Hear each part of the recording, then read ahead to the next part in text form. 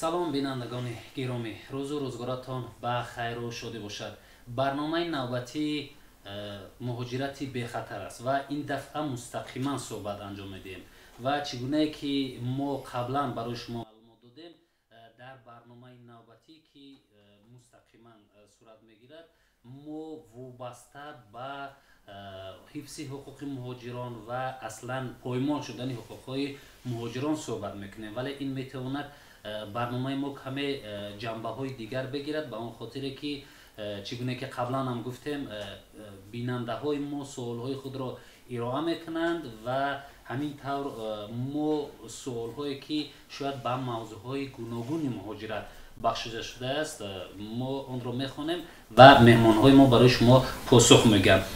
Бояд ба самъи шумо бирасонам ки меҳмонҳои мо ҳастанд Раҳмон Улмасов, профессори донишгоҳи славянии Тоҷикистону Русия ва инчунин Хуҷаназар Акбаров, корманди масъули хадамоти муҳоҷирати Вазорати меҳнат, муҳоҷират ва шуғули аҳолии Ҷумҳурии Тоҷикистон ва инчунин бинандаҳои гиромӣ маро ҳамроҳӣ мекунанд барои пайваст кардани бинандаҳо Меҳроншо ҳамкори мо, ки агар шумо суолҳое додед тариқи телефон, чун ҳоло телефони мо ҳам фаъол аст, дар ҷараёни барнома мо метавонем ки тариқи рақамҳои 92 743 10 08 зангҳои шуморо қабул кунем ва ҳар суолҳое ки мешавад ба суолҳои шумо меҳмонҳои барномаи мо посух хоҳанд гуфт. Хуб, ман чӣ гуне ки дар боло гуфтам, бештар суолҳои мо аз ҷониби бинандаҳо мешавад. Инҷа як бинандаи мо суол дода, чун ман зуд мегузарам ба суолҳое ки бинандаҳо дода. Хуб, ман ҳозир дар Русия қарор дорам гуфтааст, вале намедонам ки чӣ тавр ду фарзанди худро дар мактаб гузорам. Ин масъала хеле муҳим аст ва ин суол хеле зиёд мешавад ки мо бо фарзандонамон меравем, вале наметавонем ки фарзандонамонро дар мактабҳои Русия гузорем. Марамат. Фикр мекунам ки шумо хуҷаназар посух мегӯед ба ин суол. Марамат. Раҳмат, ташаккур зиёд барои даъвататон. Саволе ки шумо ба ман додед, ин савол ҷавобаш чунин аст ки агар ки шаҳрвандони Ҷумҳурии Тоҷикистон дар қаламрои федератсия рафта бо фарзандони худ ва фарзандони худро хоҳанд ки дар ягон коллеҷ ё мактабҳои таҳсилотӣ гузоранд, дар ин ҳолат бояд ки шаҳрванд пеш аз ҳама варақаи муҳоҷиратии худро дошта бошад ва варақаи муҳоҷиратӣ ба ҳисобгирӣ, агар ба забони русӣ гӯем регистрация, ва маълумотномаи тиббӣ бояд ки дошта бошад. Агар ки ин ду ҳуҷҷатро дошта бошад ва дар ҳамон ноҳияе ки фаъолият мекунад, бояд ки ҳамин варақаи муҳоҷирати ба ҳисобгирӣ дар ҳамон ноҳия бошад. Агар дар ҳамон ноҳия бошад, дар ин ҳолат шаҳрванд метавонад ба осонӣ рафта дар ҳамон таҳсилоте ки мехоҳад ки таҳсил кунад, ҳуҷҷатҳои худро супорад ва таҳсилашро давом диҳад. Вале бубинед, хуҷаназар, дар баъзан мавридҳо он волидайн мегӯянд ки талаботҳо мегузоранд, гӯё донистани забони русӣ ҳамон кӯдак ё чизҳои дигар. Мехоҳам устод шумо илова кунед дар ҳамин маврид. Ба наздикӣ президенти Россия Владимир Путин дар як суҳбаташ гуфт ки кӯдаконе ки забони русиро намедонанд ба мактабҳои Россия қабул карда нашаванд. Ин як.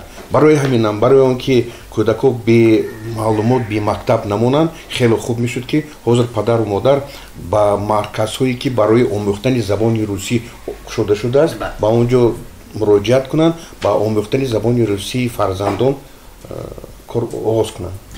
Хуб, ташаккур мекунам ва инҷа суоли дигар, як нафар аз бинандаҳои мо суол додааст ки барои аз Русия депортатсия нашудан бояд кадом корҳо ба анҷом расонида шавад? Ташаккур мекунам ба ин шунаванда. Марамат. бисёр саволи муҳим ва барои муҳоҷирон ин ҷавоб фикр мекунам маврид аст ва асос бисёр як асоси хуб дорад. Бояд пеш аз ҳама муҳоҷир, пеш аз он ки ба Федератсияи Россия меравад, аз қонунҳои буду бош дар давлати қабулкунандаро донад. Қонуну қоидаҳое ки дар давлати қабулкунанда меравад, он қонунҳоро бояд ки донад.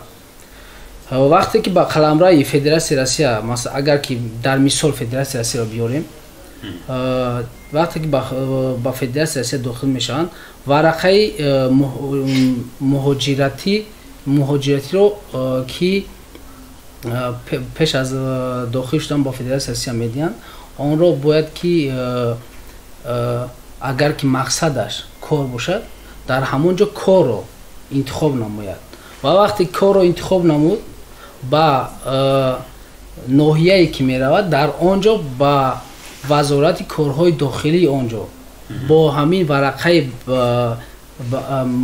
муҳоҷиратӣ рафта ва нусхаи шаҳодатномаи хориҷӣ паспорт шиносномаи хориҷии худ нусхаашро ва ҳамин варақаи ба ҳисоб варақаи муҳоҷирати меҳнатиро бо худ бигирад агар ки варақаи муҳоҷирати меҳнатиро агар ки муҳоҷир нафаранд ин ба забони русӣ мигратсиони карта мегӯянд мигратсиони карта ва нусхаи шиносномаи худро бурда худашонро ба қайд гиранд вақте ки ба қайд мегиранд баъд аз он ки ба қайд гиранд ва бубинанд ки агар ба забони русӣ гӯем дар базаи ҳамон маълумотҳои вазорати корҳои дохилии федератсияи Россия бояд ки ба қайд гирифта шаванд инро ҳам бояд ки ҳатман донистанашон шарт ва зарур аст баъд аз он ки худашро ба қайд мегиранд рафта бо ин варақаи ба ҳисобгирии муҳоҷир рафта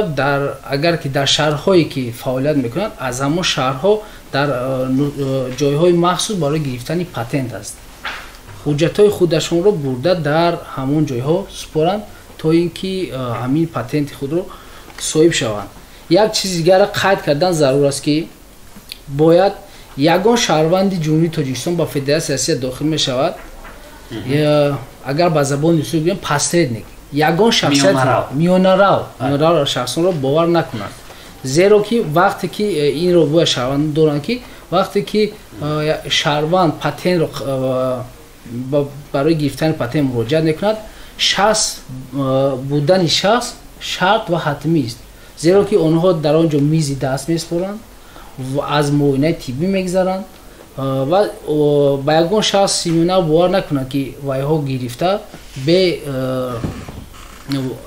ҳозирии шаҳрванд ба вайҳо патент гирифта дода метавонад. Хуб, ташаккур мекунам ва суоли дигар бинандаи дигари мо суол додааст, вале пеш аз ин фикр мекунам Меҳроншоҳ ягон суоле ҳаст ки барои шумо ирода кардам. Хуб, аз инҷа хоҳишам шудааст ки каме хоҳиш мекунам ба кормандои фанни техникӣ мо ки ҳамон барои шунидани садо каме мушкил кашида истоданд бинандаҳои мо ҳамин мушкилро рафт кунем. Хуб, суоли дигар хоҳиш мекунам устод шумо ё идома медиҳед? Камтар идома кунам. барои он ки ҳар як шаҳрванди тоҷикистон аз фарқ надорад аз Россия ё ки аз дигар давлат депорт нашавад аз рӯи қонун кор кунад, яъне қонуни ҳамун давлатро набояд вайрон кунад. Набинед, як ҳафта пеш дар Россия боз як қонуни нав баромад, Путин имзо кард, шахсе ки 3 сол кор мекунад бо ҳамун корхона қарордод дорад, ӯ метавонад дар беморхонаҳо ройгон табобат кунад. Ин як. Ва дуюмаш ин ки агар шаҳрванди мо дар Россия аз рӯи қонун шартнома дошта бошад, ӯ имконият дорад ки дар вақти ба нафақа баромадан, бар соли нафақа баромадан, нафақа пулӣ гирад аз Россия. Хуб, ташаккур мекунам ва суоли дигаре ки гуфтем дар ҳамон маврид посух диҳед. Авзои Русия чандон хуб нест гуфтааст шумо бинандаи дигари мо. Мегуфтед ки тоҷикҳо боз ба кадом давлатҳо ба муҳоҷирати меҳнатӣ рафта метавонанд? ҳозир барои тоҷикон якчанд чӣ гуфтам мумкин роҳҳои имкониятҳо хеле васеъ шудааст. Масалан, дар як муддати кӯтоҳ қариб 33 000 нафар шаҳрвандони тоҷикистон ба роҳбарияти хизматрасонии муҳоҷири Польша муроҷиат карданд ки ба онҳо ё ки шаҳрвандӣ диҳанд ё ки онҳо имконият диҳанд ки дар Польша кор кунанд. ҳозир ҳамин шабрӯз мардуми мо дар Луганск, Донецк барои барқарор кардани ҳамин шаҳру вилоятҳо кор карда истодаанд. Сеюм ҳамин сол бори аввал дар таърихи тоҷикистон қариб 500 нафар шаҳрванди мо барои кор ба великобритания рафтанд дар муддати 6 моҳ ҳозир бо омодагӣ карда истоданд баъд ҳозир омодагӣ барои қабул кардани муҳоҷирати меҳнатӣ ҳозир беларусия омода аст агар ҷанг ки там оператсие ки дар украина рафта истодааст украина тамом шавад евросоюз ва қариб барои барқарор кардани украина плани маршал қабул мекунад ва барои барқарор кардани украина миллионҳо нафар коргарон лозим астанд. Ташаккур мекунам. Бед як таваҷҷӯҳ ба ҳамун суолҳое ки онлайн айни ҳол гузоштан таваҷҷӯҳ кунем. Инҷа як нафар гуфтааст ки чаро бештар дар робита ба муҳоҷират гап мезанед, дар бораи кор дар Тоҷикистон гап намезанем. Ин дар хуб барномаи мо нест. хоҳиш мекунам вобаста ба ин суоли шумо шояд мо дар оянда суҳбат мекунем, барномаҳои дигар хоҳад шуд ва хуб аксаран суолҳое ки иҷа суоли дигар гуфта шудааст ки як суоли дигар аст, инам дахл надорад. хуб биёед ба суолҳое ки қаблан барои мо фиристоданд. ба фикри шумо Тоҷикистон то кай муҳоҷир дошта метавонад? хуб ба ин суолам метавонем посух гӯем, метавонем посух нагӯем, чун ин чиз вақте бинанда гуфтааст эҳтиром мегузорем ва фикр мекунам посух гӯем хубтар. то кай муҳоҷир дошта метавонад? марҳамат. вақте ки муҳоҷират мегӯем, ба фикри ман бисёриҳо муҳоҷиратро фақат хусусияти манфиашро мебинанд. муҳоҷират ин проблеми Тоҷикистон нест. муҳоҷират ин проблеми Ӯзбекистону Қирғизистону Мексика нест. ин муҳоҷират проблеми глобалӣ ҳаст. дар ягон вохӯрие ки нашавад, ёки дар шос бошад, ёки дар G5, G20 бошад, ҳатман масъалаи муҳоҷират мавзӯи хударашро меёбад. чунки ҳозир одамонро гуфтан наметавонем, ёки ҷавононро гуфтан наметавонем ки дар ҳамин ҷо зиндагӣ кунед, ҳамин ҷо кор кунед, ба ҳеҷ ҷо наравед. барои ҳаминам дар он рӯзе ки муҳоҷир метавонад дар дигар ҷой кори худро ёбад, нони худро ёбад, мавқеи хударашро ёбад, ӯ меравад, дошта наметавонад. лекин ҳозир дар солҳои охир дар Тоҷикистон, хусусан дар Душанбе, навигарӣ хело зиёд пайдо шудааст. масалан ҳозир дар Душанбе намояндагии Яндекс такси пайдо шудааст ки колл-центрашон дар Душанбе барои шахсоне ки такси заказ мекунанд дар Москва ёки Санкт Петербург, инҷа ба телефон мекунанд, аз ҳаминҷа кор мекунанд. ин як. дуюм, аз Нью-Йорк ба наздикии ҳозир дар Душанбе бо якчанд офис кушода шудааст, ҳам дар Хуҷанд, ҳам Душанбе. аз Нью-Йорк истода дар ин ҷо мошинои калон ҳаст, заказ қабул мекунанд инҷа, аз инҷа баъд мефиристанд. яъне шахсе ки маълумот дорад, шахсе ки имконияти кор кардан дорад, метавонад дар куҷое ки набошад кор кунад. ва сеюм масъала, ҳозир ина бинед, дар Тоҷикистон реинтегратсия оғоз шуд. Душанбе ки бинед дар ҳама ҷо сохтмон рафта истодааст. чӣ кор карда истодааст дар он ҷо? мардуми худамо кор карда истоданд. яъне шахсоне ки дар Россия буданд ёки дар Европа буданд, ҳамонҷо касб омӯхтанд, баргаштанд ва дар ҳамин ҷо кор карда истоданд ва ин реинтегратсия дар солҳои охир бо давом мекунад. ташаккур мекунам. инҷа Нозия, як бинандаи дигари мо суол гузоштааст ки бародарашон дар Русия ҷарима доштанд, чизера ҷаримаша пардохт накарданд ва мегӯянд ки хуб айни ҳол барои мо як варақа фиристоданд, маълумотнома ки ҷаримаро бисбор. айни ҳол онҳо мамнуъалвуруд ба шаҳрҳои Русия шуданд ё на? чун аллакай барои моро хабардор карданд ки бояд ҳамин маблағи ҷаримаро супоред дар кадом як шаҳри Русия. хуб марҳамат. ташаккур зиёд. мувофиқи мо дар 27 кодекси ҷиноятии Российской Федератсия, мувофиқи мо дар 27 агар ки шаҳрвандони хориҷӣ аз 2 ва зиёда маротиба ба ҷиноятҳои маъмурӣ ва административӣ правонарушение агар гӯем даст зананд, дар ин ҳолат вайҳоро ба депортатсия мекашанд. ва агар ки аз як маротиба бошад, дар ин ҳолат ҳамун ҳолати қонуншикавӣ вайро дида амал мекунанд. خب تشکر میکنم و اینجا یک سوال دیگر چه گفته است که اگر کودک در روسیه تولد شود این چی نفع دارد برای کودک و اینچنین برای والدینش؟ اگر شهروندی پدر مادری وای شهروندی روسیه باشد یا که همون دولت باشد او حتما شهروندی روسیه میشه یا که آمریکا میشه و او امکانیتایی که تمام شهروندان روسیه دارن او گرفته میتونه. خب یک بار سوال دیگر دادن یک بیننده ما شخصانی که در مهاجرت هستند هنگام بیمار شدن به کجا مراجعت کرده میتوانند گفتن؟ یعنی ما در اول گفتیم که یعنی اونها اگر قانونی کار کنن زندگی کنن شرطنامه داشته باشن در طول 3 سال اونها میتوانند به بیمارخانه‌ای که در اونجا زندگی میکنن مراجعت کنن و رایگان خدمت رسانی میشود. خب شما علاوه داره؟ نه. خب یک سوال دیگر اگر در روسیه ما رو پلیس دستگیر کند به کجا مراجعت کرده میتونیم؟ اگر شاید غیر قانونی بازداشتشون کند یا خب وقتی بازداشت کرد و به اون حالت مثلا چند روزه اونها رو بازداشت کرد چیکار کنن؟ شهروندان جمهوری تاجیکستان که در بود و باش در فدراسیون هستند وقتی که غیر قانونی فعالیت خود را میکنند در فدراسیون وقتی پلیس دستگیر میکنند در این حالت با کنسول جمهوری تاجیکستان که در شهرهای فدراسیون قرار دارند و پاسپورت جمهوری تاجیکستان این چنین نمایندگی وزارت مهنت مهاجرت و شغل اهالی جمهوری تاجیکستان که در 4 شهر فدراسیون روسیه قرار دارند در شهرهای مسکو، سن پترزبورگ، نووسیبیرسک و یکاترینبورگ قرار دارند که میتوانند با اون نمایندگی های وزارت مهنت مهاجرت و شغل اهالی جمهوری تاجیکستان مراجعت نمایند. خب با مشکلی خود حل نمایند. تشکر میکنم. مهران شاه سوال آمده است در دیگر شبکه‌هایی که ما مستقیما برنامه پخش شده است.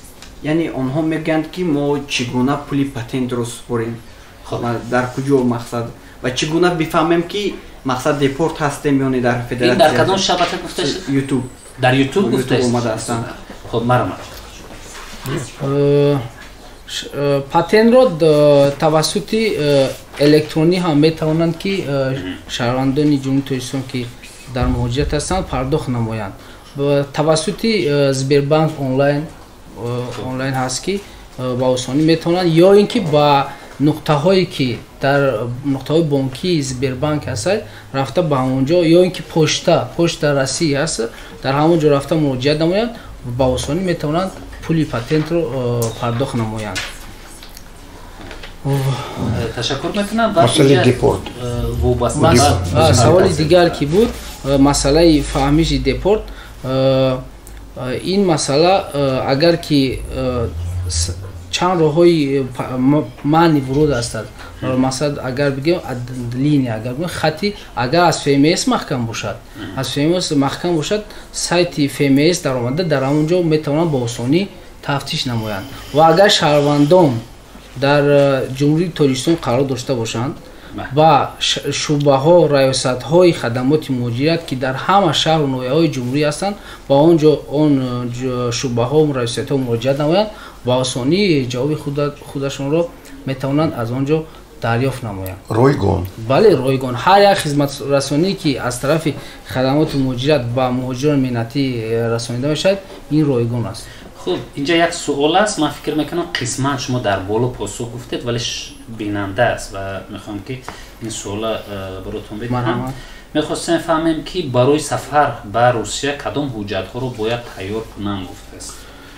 پیش از آن که مهاجر به فدراسیون روسیه میاد مرکزهای مؤسسه‌های دولتی مرکزهای مشورتی پیش از سفر مهاجرت مهنتی است در 4 شهرهای جمهوری تاجیکستان در شهر دوشنبه در شهر بختر، خورو و خوجان که این مرکزها هستند پیش از آن که سفر کنند مراجعت نمایند. بعد از آن که به فدراسیون روسیه میروند همون ورقه مهاجرتی خودشون باید که گم نکنند و با خود همیشه داشته باشند. بعد از آن رفته با خودشون به حساب گذارند با ورقه حساب گیری کنند و بعد از آن پاتنت گیرند. дар ин ҳолат ба онҳо масалан дар асоси қонун кор фаъолияташонро метавонанд давом диҳанд. Ташаккур мекунам. Инҷа як нафар суол доданд.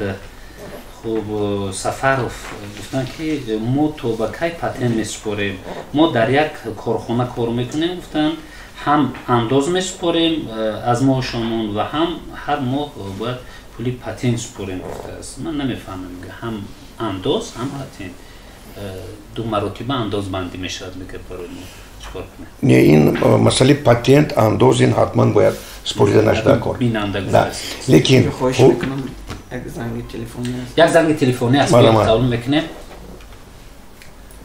الو. سلام علیکم.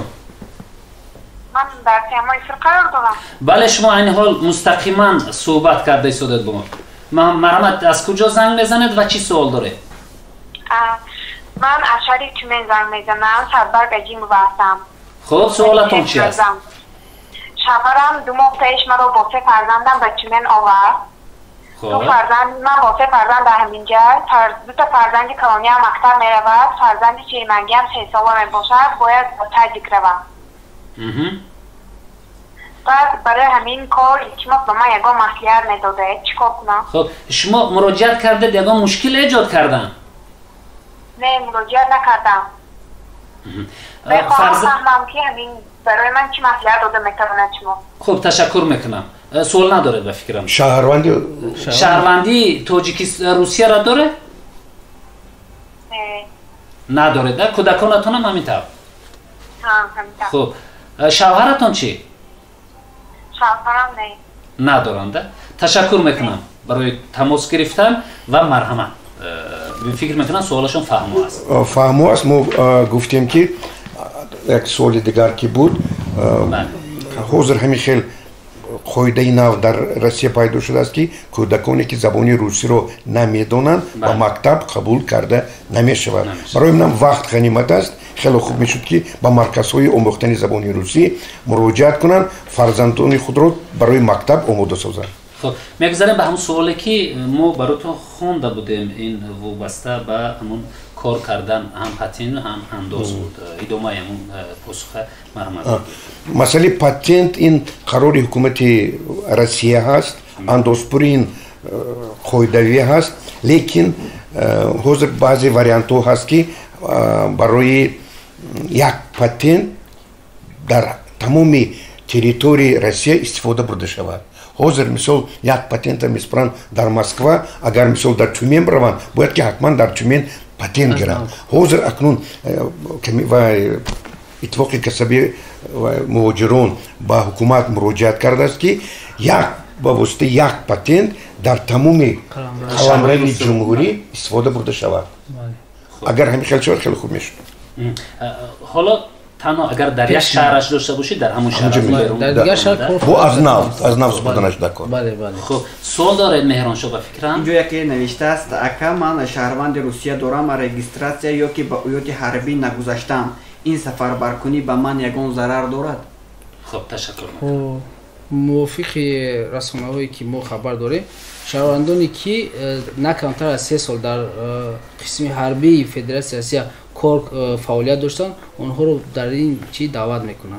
اینجا سوال ها از یوتیوب خیلی زیاد هستند. من میخوام به اونها جواب دهید. یکیش نیست است سلام علیکم پیشکی رحمت من دیپلمی فلشر پلوچت کردم من میتونم گراجدان پلوچت کردن یا نه؟ شهروندی روسیه را گرفته میتونم استاسیون؟ حتما میتوند اون رو باید مراجعت کند. خب تشکر میکنم. بیاید یک سوال از این جنبه دهیم اینجا چون قبلا این سوال ها را دادن حالا شاید که منتظرن که شما کی پاسخ میگید.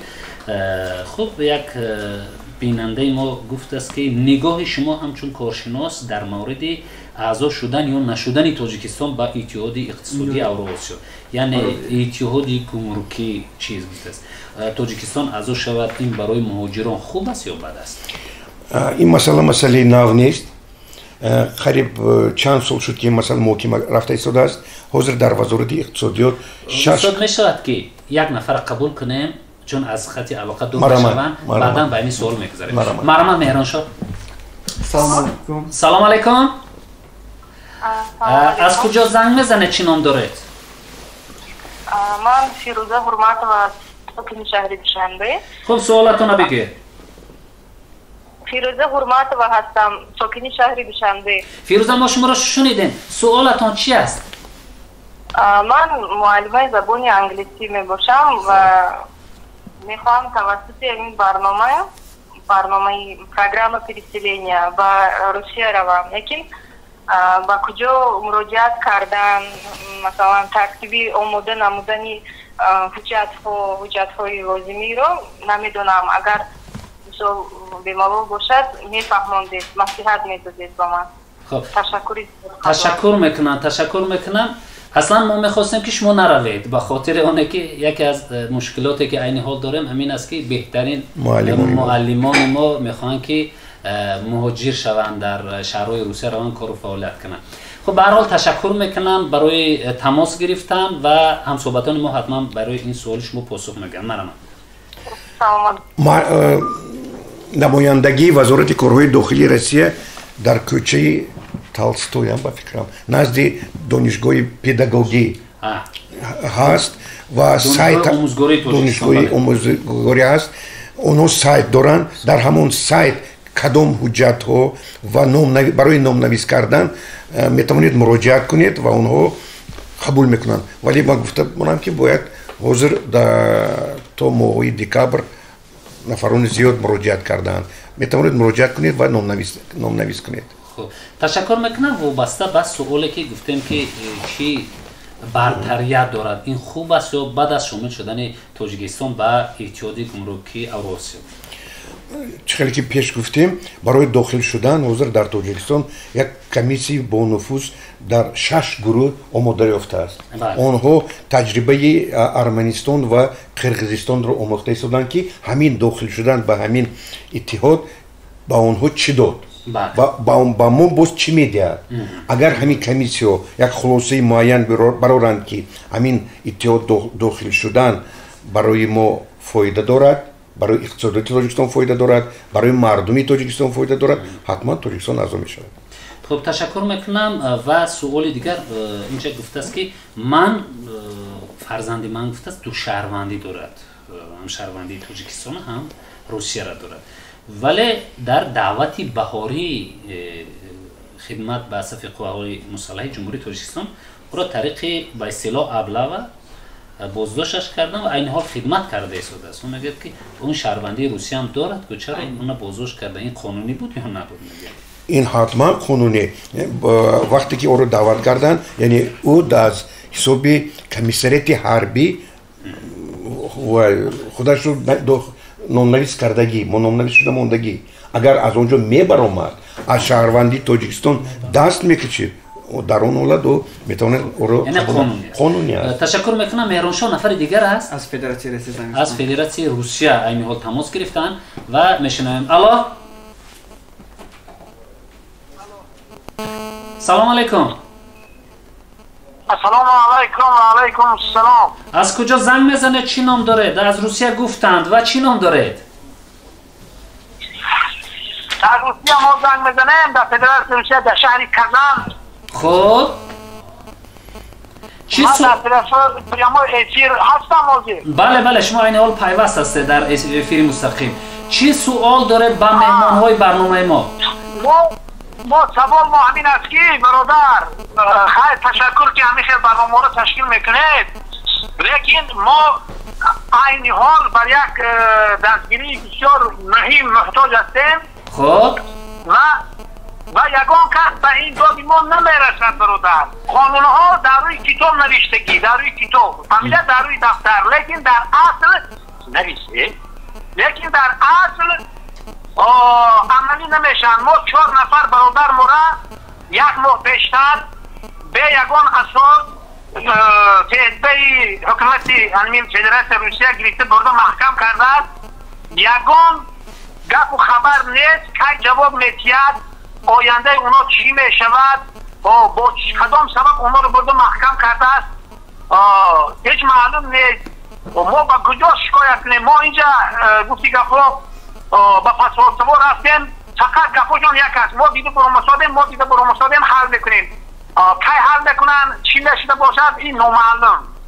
خب نگفتن که برای چی بازداشتشان کردن؟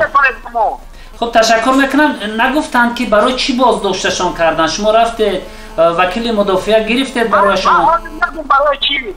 برای آنکه یک تا جانشان خب یک تا جانشان در همین فدراسیون روسیه با همین ستیایی به فکرم چی بود باید؟ ستیایی بعدین از کو؟ تروریسم، اکستریمیسم شامل شدن به گروه های افراطی. اکستریمیسم قدی محکم بود، همه از همون محکمه فرار کرد، گریخت. یعنی فهمیدید؟ خب گریخت. اینو برای خاطر گریختن همون بچه هم فامیلیا، هم نام، هم خش و تبار همه کاش میشن. گریختن اینا رو بردن، خلاصه محکم کردن. حتی گفته است که ما تا جان شما رو نیابه محکم نکنیم اگر ما شما رو سر نمیتیم. افزوش که یک نفر 4 نفر دیگر بردن محکم کردگی، یکون کس به داد نمیرسد، از مکت گرفتن نمیتونیم حتی. خب تشکر میکنم فهما و حالا همصحبتان ما به سوال شما پاسخ خواهند گفت. شما سوال ندارد برای این نفرها؟ چرا ادوکات گرفتن نمیتونه؟ برای آنکه ما با کسی که از مسئله ادوکات گم میزنیم میگم که این کاری بسیار چی است؟ گفتی که کاری بسیار مشکل است، طوری که چیزی در آن دخالت میکنند که کار با حتی ادوکاتان نمیتونن که یاردن کنن. من این چیزی روی راست میگم. نه اون جنایتکار نیست، اونا همین طور بازداشتشان کردن غیر قانونی میشد. اون گناهگار اون است، اینا گناهگار نیستن. به همین خاطر وکیل مدافع میگرفته. همین این دست گناه کرد و دست به چی گناه است اخی؟ و یا یکان گناه ندارن و یا همش دست میدن. به همین خاطر میگن وکیل مدافع میگرفته. همه که همون بچه بودن شما باید قضیه و شینه ما باید یافته بیاریم و شما رو سر میگیم. خب تشکر میکنم. به هر حال همصحبتان ما پاسخ میگم به سوال شما. تشکر میکنم که تماس گرفتید و برنامه نه فهمیدید، برنامه نه که گپا حوالی لازم نیست. ما میخواهیم که ما را در عمل یاردم رسن، در عمل یاردم نیست برودن. خب تشکر. سلامت باشید. یکی تا چه اندازه همین کار میبرد معلوم نیست. ما آگاه نیستیم که همین کار ما را در حقیقت انجام داده ایستاده است یا نه. خب سلامت باشم. تشکر میکنم برای تماس گرفتن. مسئلهشون خیلی جدی است و دستگیری کردن خوب میخواهند این نفر. و اول شما پاسخ بگید به سوالشون. استاد اول شما بگید که همین حالت درست بود یا نه؟ خب بعدا اون کس میگن که چی باید کرد، مقامات چی باید کنند. این حضور این را از بعد از شناس شدن با حجت ها یکون خلاصه برآوردن ممکن. چون که اینا یک گپ میگویند شاید که اونها رو دستگیر کردن دعواهای دیگر داشته باشند. برای همینم خیلی خوب میشد که اونها نه تنها به سفارت و نماینده وزارت کارهای داخلی تاجیکستان در مسکو مراجعت کنند. اونها وظیفه اونها هست. اونها میتوانند حل اون را یابند. خب واقعا هم در اینجا اگر از گفته اینها، چون حالت ها را چگونه که شما گفتید ما آگاه نیستیم از حجتا، خبردار نیستیم که حالت چگونه است، ولی از گفته شون معلوم است که اگر به همین بها دهید غیر قانونی است این کاری که مقامات روسیه میکنند، چون هر نفر برای کار کردش خودش جوابگر است. و اما شاید اینا مسئله های دیگر داشته باشند. خب مرحمت خواجه نظر شما بگید که اگر واقعا همین کار همین طور باشد شما چی مساعدت کرده میتونید؟ در این حالت نمایندگی وزارت مهنت مهاجرت و شغل آوری جمهوری اسلامی که در شهرهای با نزدیکی کازان هستند مراجعت نمایند و یا همیشه در علاقه هستند و سامانه رسمی و خود کار میکنند مراجعت نمایند. این چنین با پاسپورت و کنسولی جمهوری اسلامی که در قلمرو فدراسیون روسیه کار فعالیت دارند مراجعت نمایند، حتما جواب خودشون رو میگیرد. با فکر شخصی من اینکه بعد تفتیش کردن حجت ها این 4 شهروند جمهوری اسلامی رو فکر میکنم اگر که با یگان کار داخل نداشته باشند جوابشون میگیرد. تشکر میکنم و بیننده گرامی که این حال ما مستقیما تماشا کرده استید شما مراجعت کنید ببینید که اگر مساعدت نشد ما باز بعد از چند روز دیگر همین طور مستقیما برنامه داریم اگر مساعدت نشد چی مشکل ایجاد شد در همین سمت ما میتوانیم که باز حالتهای دیگر را بعد دیگر هم صحبتانمان خواهیم گفت خب اینجا یک نفر دیگر است فکر میکنم که در خطی علاقه میرون شد نه هستم فکر میکنم یک نفر دیگر خب این نفر تلفنشون خاموش کردن و حالا یک سوال دیگری که در اینجا هست من میخوام که این سوالم بدهیم حالا من در روسیه میباشم و باید همین ماه از سرحد روسیه برآمده دوباره خود رو به قید میگرفتم گفته است ولی یک شناس هم به گذشتن از سرحد حجت‌هایم رو درست کرد آیا وقتی پتن گرفتن یگان مشکل برای من ایجاد نمیشود یعنی این حالا از سرحد نبرآمد همینطور حجتش درست شد چه خیلی که ما قید کردیم شهروندان مهاجرانی که در فدراسیون روسیه قرار دارند هیچ وقت با یگان میانه را باور نکنند زیرا که اگر که شهروند خودش قلمرو فدراسیون روسیه را سرحد را عبور نکند به حاضری وی یگان شخص نمیتواند که شناسنامه وی را برده از سرحد گذراند این موافق قانون نیست و در وقت گرفتن پتن با شهروند با مهاجر مانع ها ایجاد میکند خب تشکر میکنم بیاید در همچه چند شرح هست میرانشاه اگر باشد یا زنگ زدن زنگ رو قطع کردن خواهش میکنم یک شرحی که در اینجا شرح خیلی زیاد است شما برای ما کمک کنید بعضی از شهرها رو اینجا نوشتند السلام من آموزگار هستم لیکن خونه نداشتم مجبور اینجا به کارکنی آمدم یک سال میشود میخوام در وطن برای من کمک کرده شود من زنی 43 ساله زنی یعنی معیوب گروه دوم دارم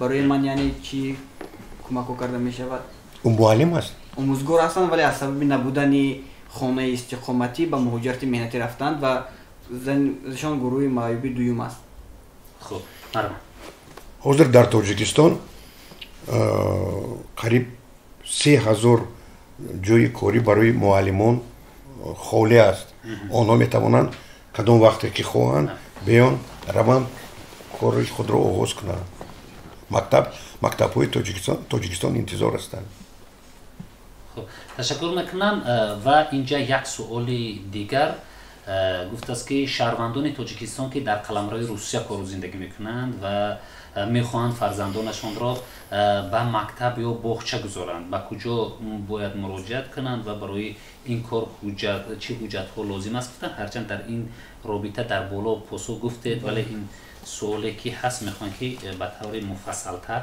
پاسخ گفته شود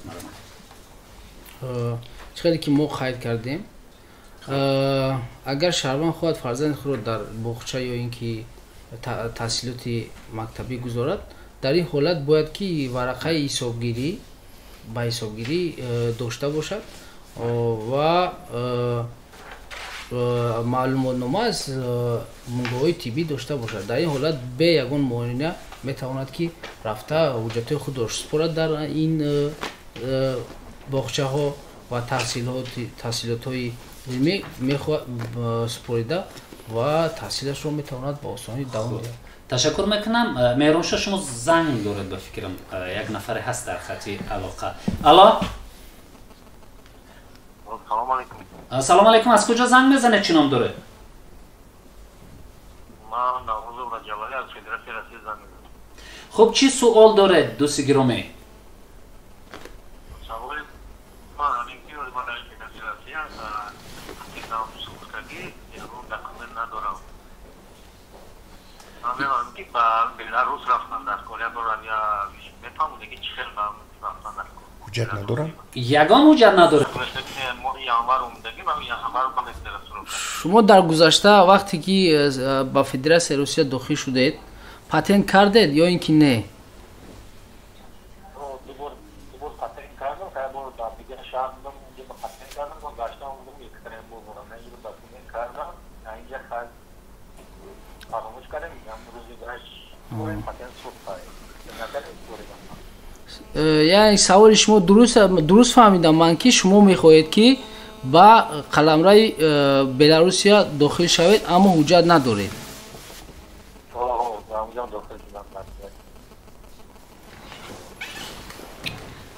تشکر میکنم برای تماس گرفتن و سوال شما فکر میکنم که فهمو شد.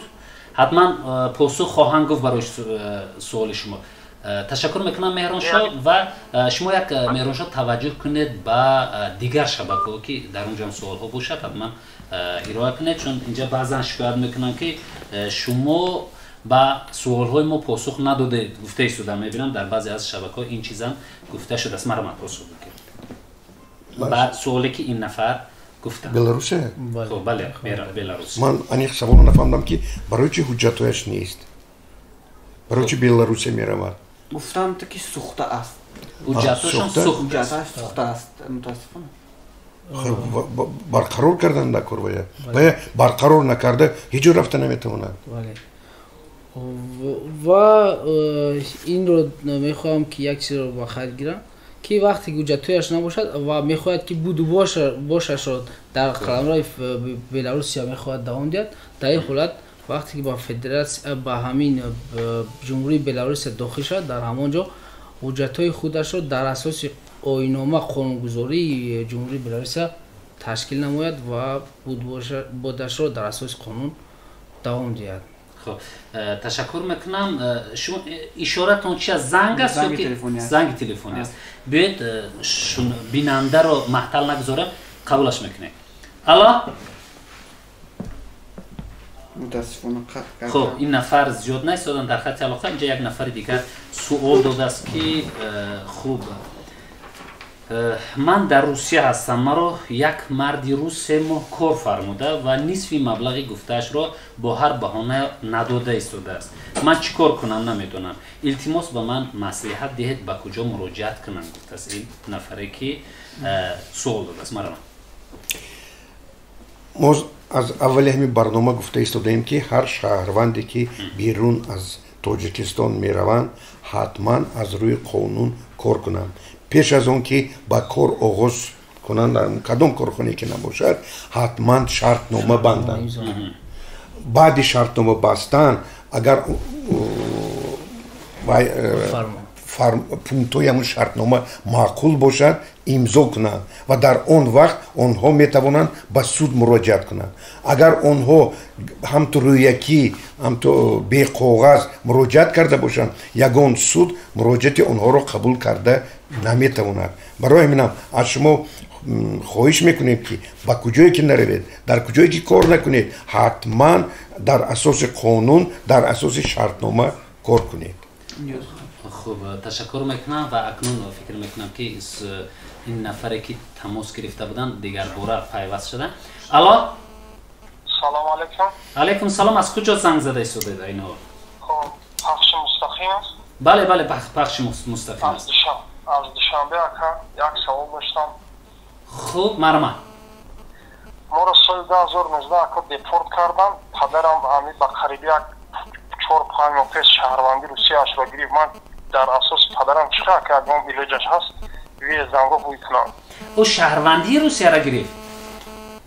سابفیزا پاسپورت سرخ روسیه را گرفت. در اساس نوانی پدرم چیکارگام روش ویلیجش هست که من ویزام رو بویتنام کنم. خب شما چند ساله دیپورتاسیون شده است یا ممنوع الورود به شهرهای روسیه شده؟ اینم در 2019 میرم همینجا نمیگم محکمه اینا 3 سال شده ماه ایولدا رفتم حاضرم محکمه. شما را در سود همه کاغذ ویدواری را نشان دادم در همین ایرپورت میگه باید 5 ساله باشه میگم. سطح 88 قسمی 63 تاریخ سود شما دیپورت شدگی هستید؟ بله تاریخ سود شده باشید 5 ساله میشه؟ بله 88 63 فهمو. شما سال 2019 حالا 4 سال است. خب مرحبا. بله دازم. انتظار شاید جوابتون رو میگم.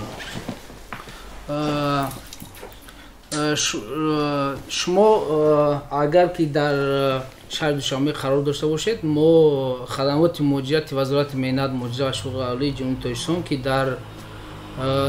در سراغ صددین 121 قرار دارد омада муроҷиат намоед ва чӣ хеле ки шумо гуфтед ба забони аснавани ҳамун падаратон шуда метавонад. мо ба мақомотҳои дахлдори Федератсияи Россия муроҷиат мекунем аз номи шумо ё ин ки аз номи хадамоти муҳоҷират ва ҷавобашонро интизор мешавем ки дар ин ҳолат ин мақомотдорҳои Федератсияи Россия чӣ мегӯянд. хуб саломат бошанд ва дар баъзан маврид баъзан нафарони дигар инҷа як суоли дигар аст дар идомаи суоли ҳамон ки ман ба ҳамон суол барнагардам нафар гуфтанд ки маро дар Русия барои 3 сол мамнӯъ алвуруд кардам вале хуб баъд аз гузаштани 3 сол ман рафтам айни ҳол мегӯянд ки ҳамин сол тамом шудааст ман рафтам ва муроҷиат кардам ба хадамоти муҳоҷират мебинам ки 5 сол маро барои рафтан ба Русия манъ карда буданд дар ҳоле ки мегӯям ман бо ҳукми суд ё бо ҳалномаи суд депортатсия нашуда будам мегӯяд. хуб ин чӣ кор кунад ва чаро ҳамин ҳолат мешавад? чӣ хеле ки хайр кардем вақте ки шаҳрванд дар асоси қонунҳои давлати қабулкунанда амал намекунад ё ин ки патент намекунад ё ин ки дар вақташ регистратсия намекунад ва бо патенте ки дар масалан дар шаҳри Москва тааллуқ дорад дар шаҳри Санкт-Петербург рафта фаъолият мекунад дар ин ҳолатҳо ё ин ки нозукии қонунҳо ҳастанд ки инҳоро вақте ки шаҳрванд қонуншиканӣ мекунад дар ин ҳолатҳо ба шаҳрвандони ки дар Федератсияи Россия қарор доранд манъи вуруд гузошта мешавад ва дар ҳолате ки агар ки шаҳрванд 3 сол манъи вуруд дошта бошад ва ҳамин муҳлат гузашта бошад дар ин ҳолат ба хадамоти муҳоҷирати вазорати миллат муҳоҷират ва шӯъраи олии ҷумҳурии Тоҷикистон муроҷиат намояд ва мо ҳамин ҳолатро дида мактуб мекунем ва ҷавоби мактуб ҳолати корро дида амал мекунем.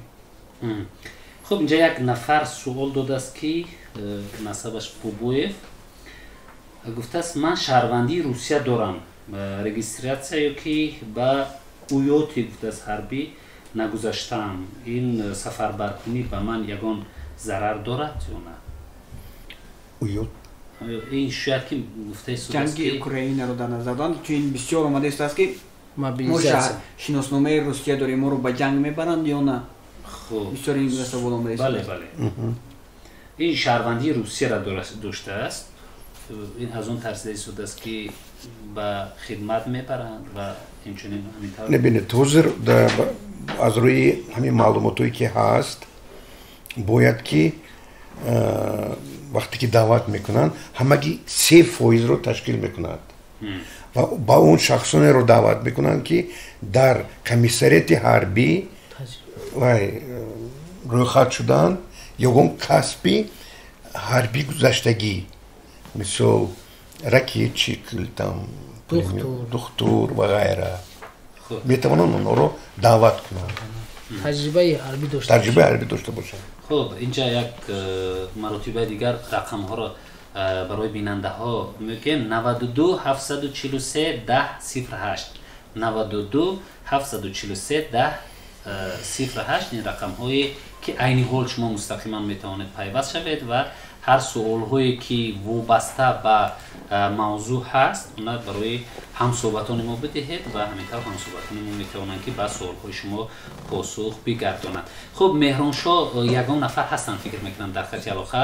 алло салом алайкум. салом алайкум ака. аз куҷо занг мезанед, чӣ ном доред?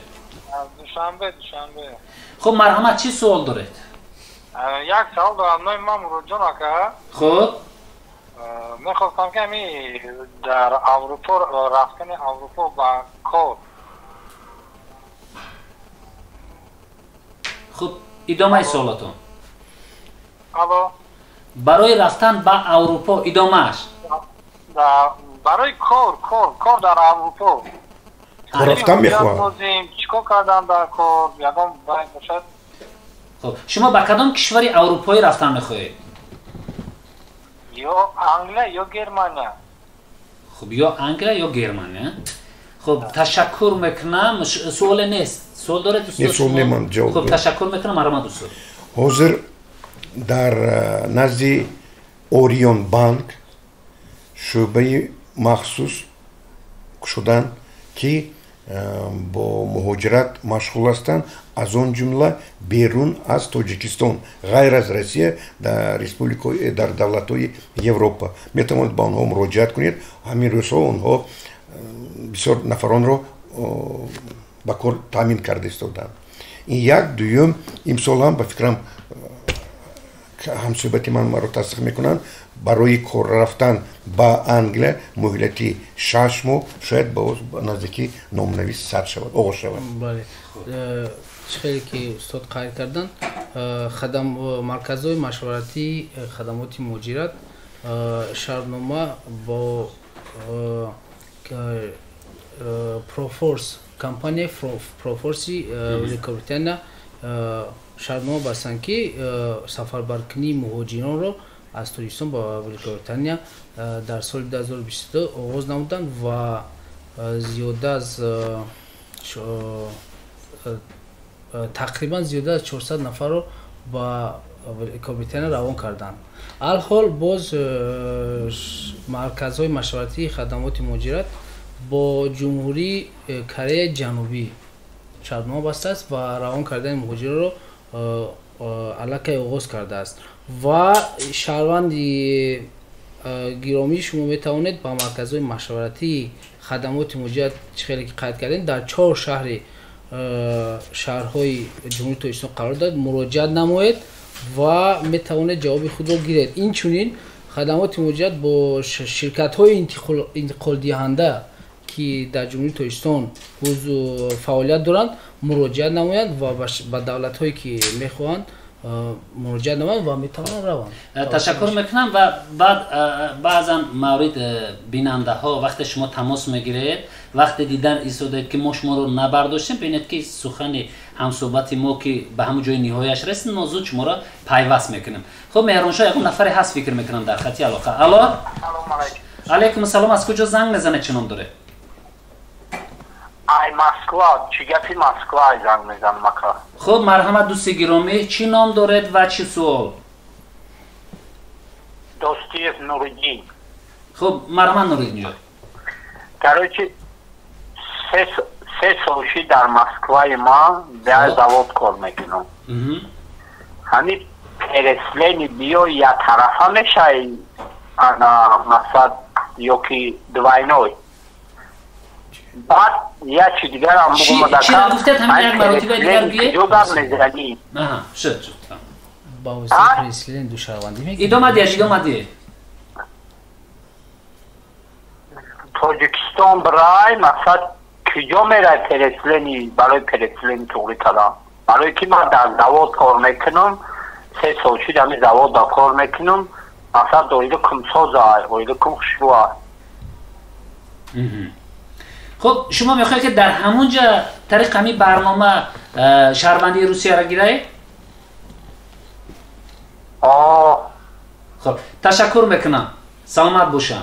خب مرامت بعد سوالی که این نفر دادن فکر میکنم روشن از سواله که این میگوید که من در روسیه کار میکنم و طریق برنامه‌ای که ذکرش رفت من میتونم که از روسیه و جا مراجعت کنم که از روسیه گیرم و این یک طرف است تنها از تاجیکستان گرفتم میتونم که سراغش استاد در بالا ذکر کردن یا اینکه از روسیه میتونم طریق این برنامه شهروندی روسیه را بگیرم. اگر با واسطه پروگرامی переселения گوییم رفتنی خواهان باید نقص فکر کنند اونجا که حضور در اونجا کار میکنند باز روی پروگرام переселения به همون ولایت های میفرستونند که در اونجا کار هست. شاید این کسبی که اینا حضور کار میکنند در اون ولایت ها نباشد. برای همین بر سایت همین پروگرام مراجعت کنید همونجا به نمودهای کار و کسب کار در کدام شهر هست معلومات است. اگر که معلومات به شما معقول اومد بعد میتوانید حجتهایتان رو آماده سازید. حاضر از روی قانونی نو برای омӯхтани ҳуҷҷатҳо танҳо 15 рӯз мӯҳлат дода шудааст. Яъне бо тезӣ метавонед масъаларо ҳал кунед. خب تشکر میکنم. اینجا یک بیننده ما نوشتن که شما به سوال ما پاسخ ندادید و سوالشون خیلی از موضوع ما کمتر بیرون بود، به این خاطر پاسخ ندادیم، ولی به هر حال من سوالشون رو میگم و اینچنین پاسخهایی که من از دیگر نهادها گرفتم اینم براشون خواهم گفت. گفته ایستادن که چرا برای معلمان بعضی از وعده ها را داده بودن، دادن زمین و دیگر امکانیت هایی که حکومت میخواهد که برایش حتی قانونگذاری اینا معین کرده است بدهد، همینا برایش فراهم نمیکنه. شاید یک از سبب های کوچ بستنی یا همینطور مهاجر شدن معلمان همین باشد. این قبلا این سوال در نشست مطبوعاتی وزارت معارف و علم جمهوری تاجیکستان هم داده شده بود و پاسخش هم همین بود که و این پیشنهادم بود که چرا همین قانون عمل نمیکنه و گفتم این دیگر در منطقه ها و همینطور از منطقه ها بعضی از رئیسان ولایت ها، حتی رئیس ولایت سوخت فکر میکنم قبلا همین یک تاکید کرده بود و که همین عملی شود و دیگر منطقه ها امکانیت ها برای یک معلم که چی امکانیت ها داشتن. همون قانون این از اون زیاد نه، همون قانون رعایت شود در بعضی از مناطق کشور، فکر میکنم که امکانیت های معلم خیلی زیاد می شود و بعضی از مشکلاتی که ایشون میگن این حتما از بین می رود. ولی برای این همصحبتان ما بیننده های گرامی پاسخ نمیگویند به خاطر اونه که ما متخصصان در امور مهاجرت را آوردیم. اگر ما متخصصان در رابطه با معارف و خب نمیدونم دیگر سمت ها می بود، حتما با سوال هایی که از همین موضوع ما بیرون است من اونا حتما براش ایشون میخوندم. خب درست است که سوال ها خیلی زیاد است که شما ارائه میکنید. من یک چون برنامه ما خیلی ادامه میکند، من حتما سوال هایی که میآید اونا برای شما خواهم خوند و مهرانشاه اینجا اشاره دارن که یا یک نفر پیوست است یا یک سوال میکنند. یکی سوال دادند خب مرحمت ما اگر دو شهروندی داشته باشیم ما رو به جنگ میبرند و گفتند که اگر به جنگ روی و وفات کنی 3 میلیون یعنی روبل روسی میدهند. این تا کجا اساس دارد؟ خب تشکر.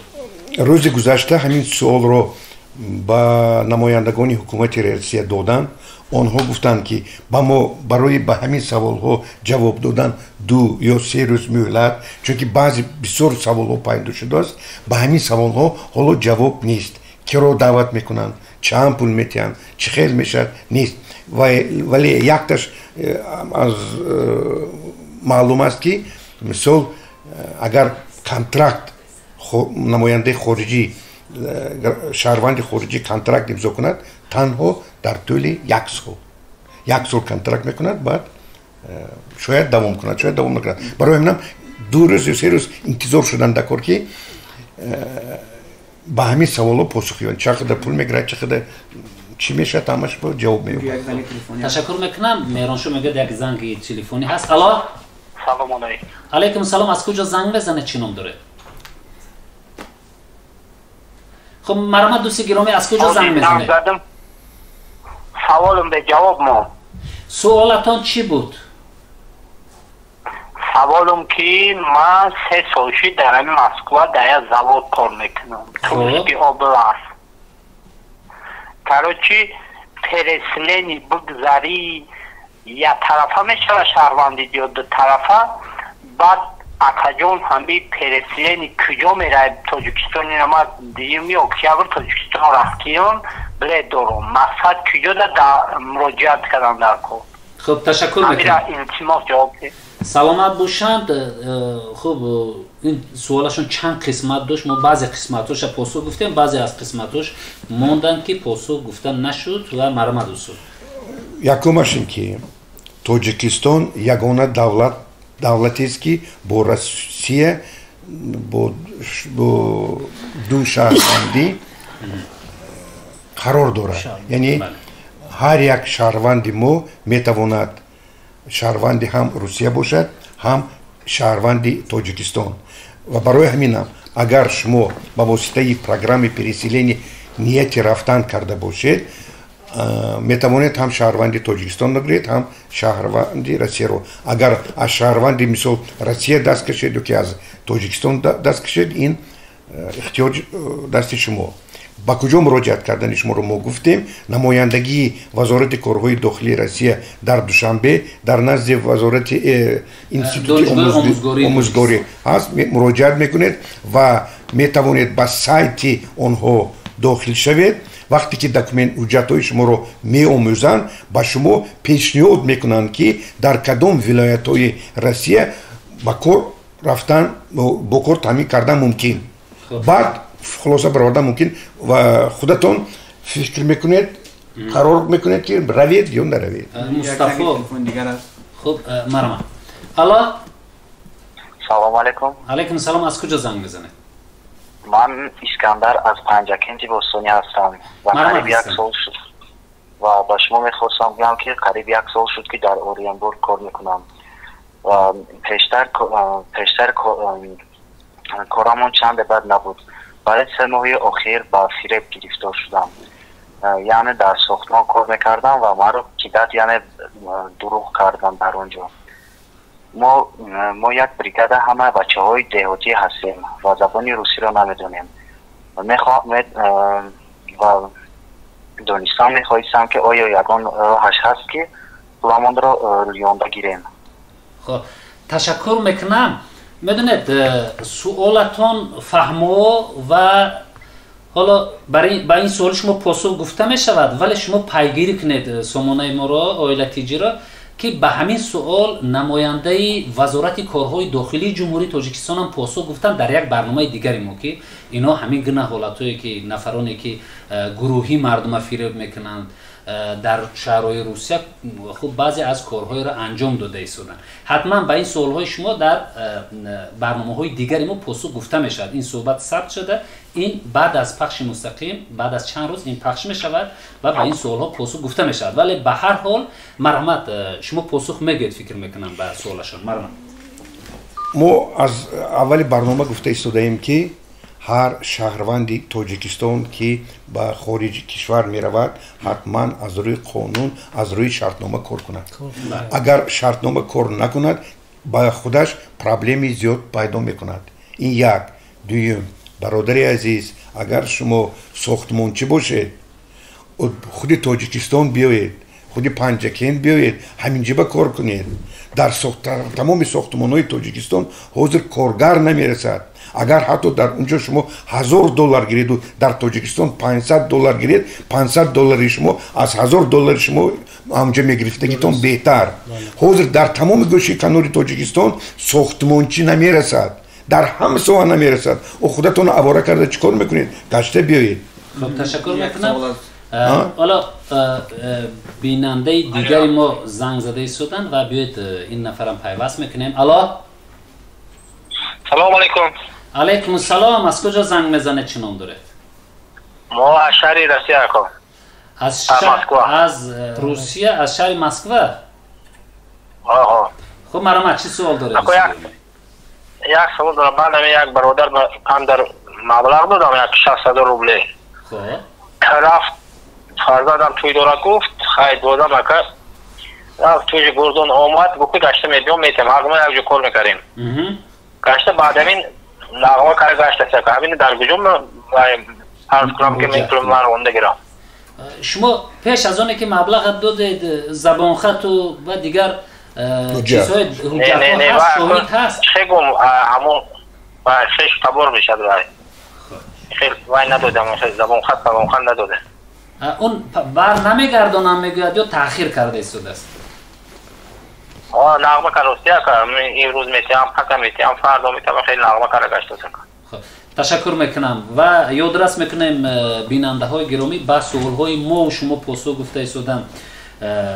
رحمان اولماسوف پروفسور از دانشگاه سلاویانی تاجیکستان روسیه و اینچنین خوجانظر اکبروف کارمند مسئول خدمات مهاجرتی وزارت مهنت مهاجرت و شغل اهالی جمهوری تاجیکستان و مرحمت سوال این نفر فکر میکنم که فهمو بود و با سوالشان نماینده خدمات مهاجرت پاسخ خواهند گفت مرحمت در این حالت مهاجر گرامی شما میتوانید با مقامات های داخلداری فدراسیون روسیه یا اینکه با نمایندگی وزارت مهنت مهاجرت شغل اهالی جمهوری تاجیکستان مراجعه نمایید شما چطور میتوانید مراجعه نمایید؟ باز یک بار تکرار میکنم که سامانه‌های رسمی نمایندگی وزارت در اینترنت پخش شده است. شما میتوانید از اونجا در آمده سراغه و نمره‌های تلفنی آنها را گرفته زنگ زده معلومات بیشتر به خود گیرید.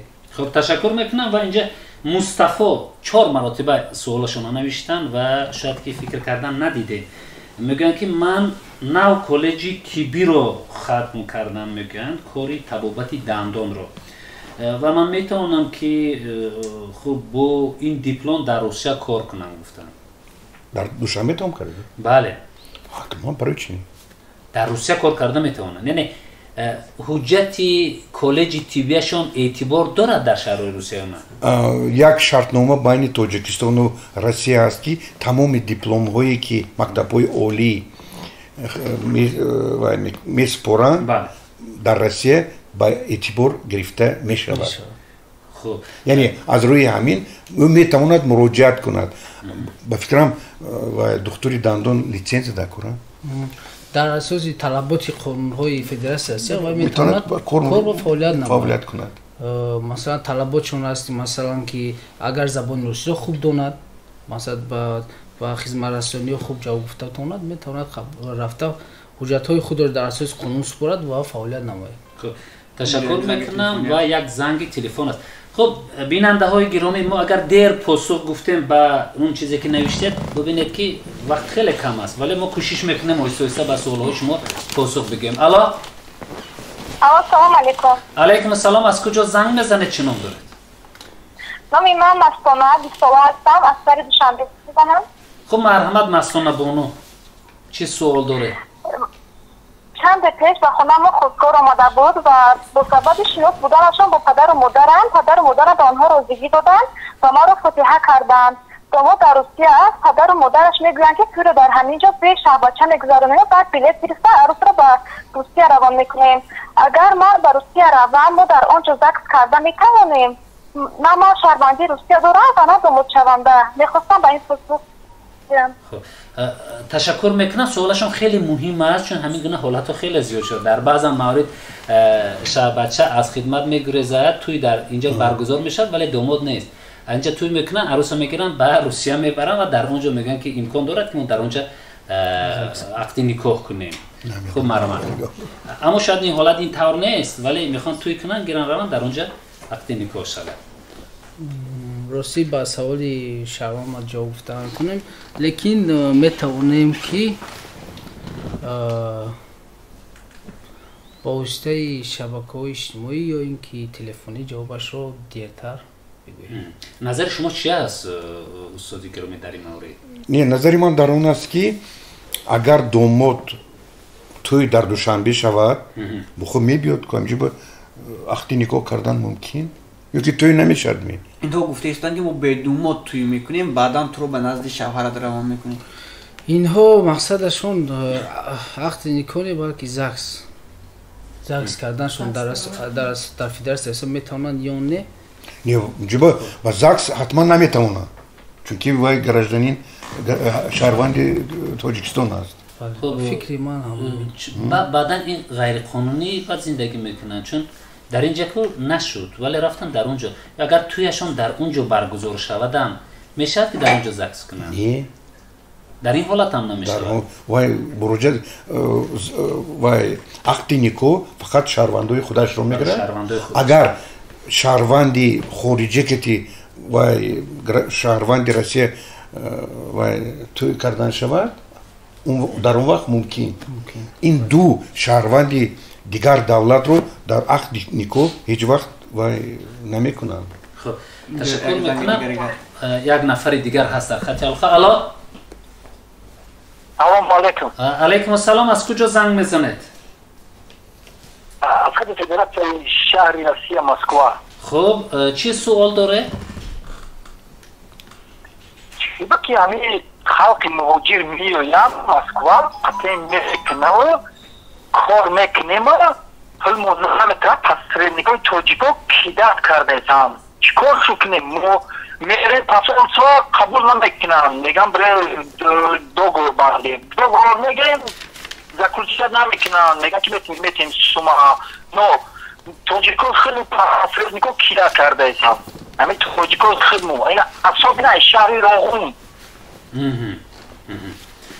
خب سلامت باشند دوستی گرامی سوالشون فهمو بود و این مرتبه اول نیست که میگیرن شکایت ها خیلی صورت میگیرد که شهروندان خودمون میگن که در روسیه ما را فریب میکنند کار میفرمایند ولی مبلغمون نمیدیم ما چیکار کنیم در بعض موارد میگن که ما مراجعت هم میکنیم به مقامات صلاحیت دار ولی بی جواب میشد یا ما را قانع نمیکنند ما چیکار کنیم میگن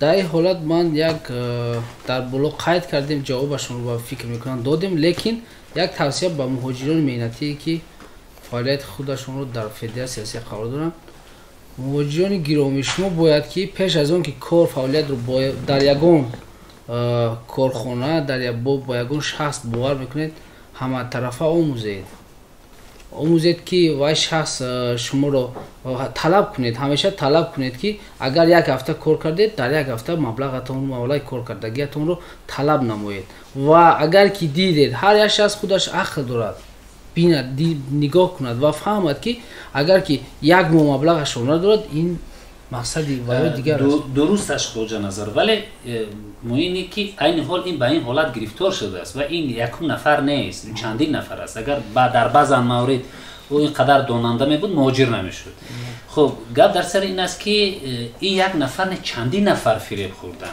ولی چرا خب نمایندگان خدمات مهاجرت در روسیه یا ما دیاسپوراهای تاجیکستان در شهرهای روسیه داریم سفارت تاجیکستان در روسیه است و دیگر نهادهایی که اینا همشون به خاطر حفظ حقوق مهاجران کار میکنن به خاطر بعضی از کارهایی که با شهروندان تاجیکستان یا مشکلی که ایجاد میکنن نهادهای روسیه به شهروندان تاجیکستان کار میکنن یعنی وظیفه جانیشان این است ولی باز مهاجران میگن که میریم مراجعت میکنیم یا خب هیچ نتیجه نمیشود برای چی نتیجه نمیشد برای نتیجه نمیشد که اوخی چخیل حتی ادوکات می یگون حقوقشناس چخیل مسئله رو حل کند وقتی که حجت نیست حقوقشناسای تاجیک که در شهرهای رئیس فدراسیون کار عمل فعالیت میکنند و اونها مراجعت نمایند و نمایندگان وزارت مهنت مراجعت کنسول ها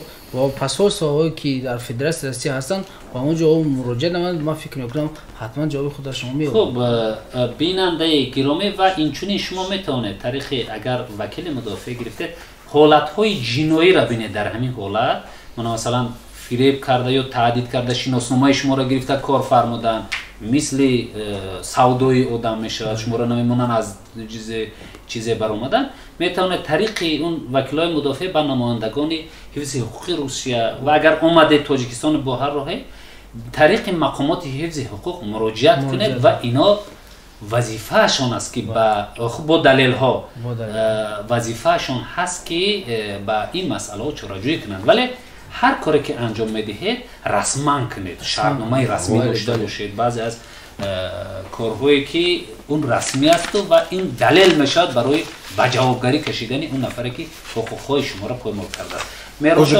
معذرت میخوام اگر مثال خیلی خوب میشد مثال اگر همین شهروندای تاجیکستان شما رو فریب کرده باشن خیلی خوب میشد ما این روزنامه اویلا اگر دلیل داشته باشید رسمایشون که مراجعت کنن چاپ کنن که همین شهروندای ما رو فریب کرده ایستادن فقط به شرطی که دلیل باشه گپی کوچگی گپی هوایی نباشه شما گیرتون چاپ کنید بگذار مردم فهمد روغون تمام مردم روغون فهمد که همشهرشون در اونجا رفته مردم فریبی میکنن بله بعدا حالا پگاه گفتیم که در آینده برنامه دیگری ما که پخش میشد و اون ما گفتیم با مقامات حفظ حقوق در این مورد صحبت کردیم حالا در آینده پخش میشد در کانال اویلتی چی نماینده وزارت کارهای داخله از همون ریاست مبارزه با جنایت‌های متشکل متخصصشون بودن اون اگر پخش شد حتما با این سوال‌ها پاسخ گفته شده است و اینچنین تلفنی که با اون زنگ زده میشه و مراجعت میکنن اونم در اونجا گفته شده است و حتما میتواند با مراجعت کردن به مسئله روشنی اندازند. الو سلام علیکم. نام من سعید است، راننده هستم. سالهای پیش در روسیه اتوبوس میراندم، ولی بعد آن که قانونها دیگر شدند و در رانندگی خارجی پروای روسی را طلب کردم، مرا از کار راندند و به جایم کارمندان روسی شهروندان خودشان را گرفتند و از ما پروای روسی را طلب کردند و یک شهروند خودم که از تاجیکستان می باشد با نام رستم با من وعده داد که با 100 روبل پروای روسی گرفته می‌دهد، ولی گم شد و دیگر آن را نیافتم. این حال در خرج حواله کرده داده بودم، این حال در همین در شهر مسکو وادی کار کرده دادم و همون میخواهم که رستم رو یابم یا که پروای روسی رو به دست دارم و دویم باره میخواهم که همچون راننده کار کنم. میخواستم که شما با من التماس همین یکون مسئولیت میداده که چی کار کنم در همین موقعی. تشکر میکنم برای تماس گرفتن و این موضوع خیلی مهم است، چون اکثر قبلا کارشان خیلی پایان‌تر بود و آیسته آیسته تاکسی کار میکنن و آیسته آیسته میبینیم که همون سطح مهاجرت هم سوادناکی این هم بالا رفته است با کارهای خوبتر و برای پیشرفت خودشان. خب همین نفر چی مصلحت و مشورت میدید برای اونی که حجتش درست کنند؟